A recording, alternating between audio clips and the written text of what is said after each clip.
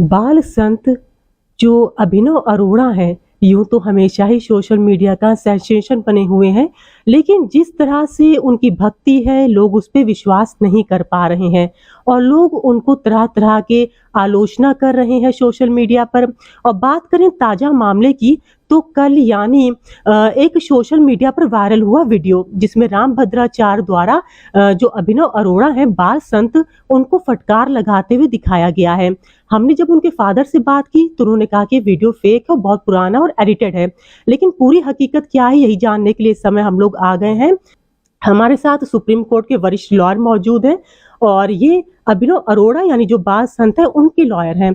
आइए सर से जानते हैं पूरी डिटेल कि आखिर क्या है मामला और क्या स्टैंड है अभिनव अरोड़ा का इसमें। सर आपका बहुत बहुत स्वागत है लोकल 18 और न्यूज़ 18 में। धन्यवाद।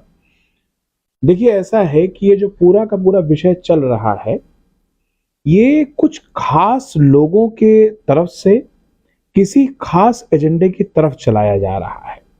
मसलन अचानक ये जो वीडियोस आ रही हैं और उसके बाद फिर उस पे एक के बाद वीडियोस आ रही हैं। फिर अचानक हमने देखा कि अभिनव अरोड़ा को डायरेक्ट लाइव थ्रेट्स भी आ रही हैं, बल्कि हमने कंसर्न जो पुलिस अथॉरिटीज़ हैं उन्हें भी इंटीमेट किया हुआ है और बाकायदे पूरे डॉक्यूमेंट्स वगैरह भी मुहैया करवाए हुए हैं जैसे थ्रेट्स आ रही हैं। तो ये आज की तारीख में पूरी तरह से एस्टेब्लिश्ड है बियॉन्ड ऑल डाउट्स कि ये किसी खास योजनाबद्ध तरीके से किसी खास एजेंडे के लिए ये हैरेसमेंट किया जा रहा है।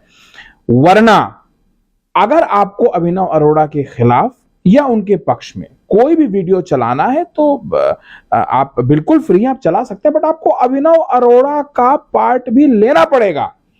किसी भी वीडियो में जो तथाकथित रोस्ट वीडियोस हैं उसमें अभिनव अरोड़ा का वर्जन लिया नहीं गया है। अपने मन से कहीं करोड़ा भानुमति ने कुंभा जोड़ा वाली बात चल रही, अपने मन से कुछ भी चला रहे हैं। अभिनव अरोड़ा के कई पर्सनल फोटोग्राफ्स निकाले जा रहे हैं बिना उनकी कंसेंट के। तथाकथित यूट्यूबर उसको अपने प्रोफाइल पे चला रहे हैं, अपने चैनल पे चला रहे हैं, उससे वो फाइनेंशियल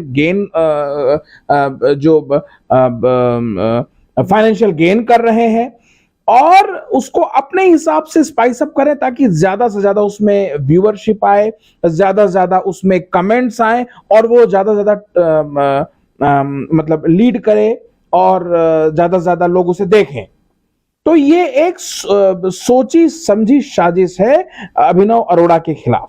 इसको लेके अभी पुलिस अधिकारियों को एक जो प्रोसीजरल एस्पेक्ट है कि कंसर्न पुलिस जो ऑफिसर्स होते हैं उनको पहले बताया जाता है कि साहब ये मसला है और उसके बाद कोर्ट मूव किया जाता है। So we are in the process of initiation of strongest legal action against the culprit.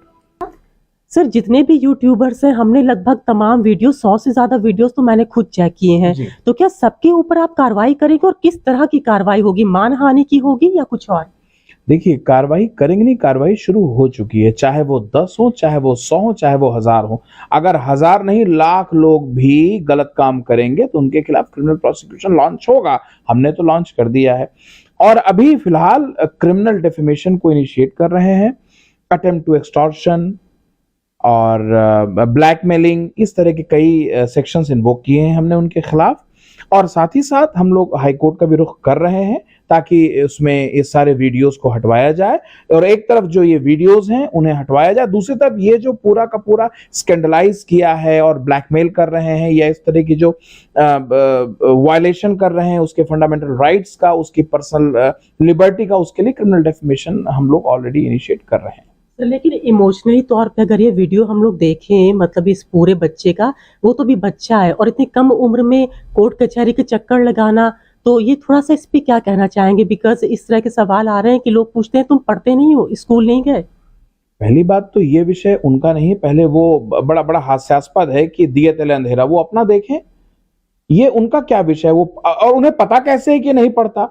उनके पास क्या आधार इस तरह के टिप्पणी करने का, इस तरह से अपमानजनक भद्दी टिप्पणी करने का उनके पास क्या अधिकार है? आप जानते भी हैं कि वो कहां पढ़ रहा है, कैसे पढ़ रहा है, जाने समझे बगैर टिप्पणियां कर रहे हैं। एक बात। दूसरी बात, बिल्कुल ये दुर्भाग्यपूर्ण है, उस 10 साल के बच्चे को कोर्ट जाना पड़ रहा है, ये बहुत दुर्भाग्यपूर्ण है। पर स्थिति ऐसी बन गई है, ये हालात ऐसे बन गए हैं कि अगर वो नहीं जाता है तो वो क्या करेगा? आगे कुआं है पीछे खाई है, तो उसको तो ऑप्शन लेके आगे बढ़ना ही पड़ेगा, वो रुक नहीं सकता, उसे कोर्ट की शरण लेनी ही पड़ेगी। और सर, रामभद्राचार्य जी का जो वीडियो कल रात से खूब वायरल हो रहा है, वो उसकी क्या हकीकत है? देखिए, रामभद्राचार्य जी का वो वीडियो, पहली बात तो चेक होना चाहिए कि वो एडिटेड है या ओरिजिनल है, पर फिर भी उसमें ऐसा क्या गलत है? लगभग 20 मिनट के आसपास अभिनव वहां स्टेज में रहता है और 20 मिनट बाद वो ये कहते हैं कि भाई मेरी अपनी मर्यादा है, इनको अब नीचे ले जाओ। इसमें क्या गलत है? इसमें कौन सा डांट दिया, कौन सा फटकार दिया, कौन सी हिंदी की, कौन सी व्याकरण में इसको फटकारना कहते हैं? एक व्यक्ति ऐसे ही तो बोलेगा कि आप इनको नीचे लेके जाइए, मेरी अपनी मर्यादा है। 20 मिनट तक उन्होंने सुना उस बालक को, अब इसके बाद आप क्या चाहते हैं? उसके बाद इस इंसिडेंट के लगभग आधे 1 घंटे या 2 घंटे के बाद उन्होंने दोबारा उस बालक को सुना, दोबारा उसको आशीर्वाद दिया। इसमें क्या विषय है? कहां से ये फटकार लिखती है? कौन सी व्याकरण है ये? कौन सी मतलब मैं नहीं समझ पा रहा हूं, कौन सी ग्रामर पढ़ के इसको फटकार समझ रहे हैं आप लोग? तो सर, इस मामले पर कब से सुनवाई शुरू हो सकती है, कोई डेट? देखिए, हमने जो सक्षम पुलिस प्राधिकारी गण हैं उन्हें इस बारे में सूचना दे दी, उन्होंने कार्यवाही शुरू भी कर दी है। प्रिलिमिनरी इंक्वायरी भी, जहां तक मुझे जानकारी है, शुरू हो चुकी है और अब ये उनके ऊपर है कि किस तरह से कार्रवाई को आगे बढ़ाते हैं। और बहुत जल्दी हम लोग इसमें कोर्ट में भी मौजूद रहेंगे और बहुत जल्दी कोर्ट में भी सुनवाई इसमें शुरू हो जाएगी। सर, मेरा एक आखिरी सवाल, अगर आप इसका जवाब देना चाहें। बच्चा है, पढ़ाई करते करते कैसे, मतलब आपने तो उसकी शायद काउंसलिंग भी की होगी, बातचीत की होगी, कैसे वो भक्ति के रास्ते पे चला गया? भक्ति के रास्ते पे चला गया? आप लोग इसे ऐसे बना रहे जैसे उसने कोई बहुत बड़ा अपराध कर दिया है। क्या गलत है? अच्छे काम की कोई उम्र नहीं होती। अगर वो कर रहा है, राधा नाम जप रहा है, तो अच्छा तो है। आपको तो प्रसन्न होना चाहिए, आपको और खुश होना चाहिए। आप लोग इसको इस तरह से क्यों प्रेजेंट कर रहे हैं कि जैसे वो कोई बहुत बड़ा वो ड्रग्स लेता हो या वो कोई अनैतिक कार्य में लिप्त हो? अच्छा काम कर रहा है।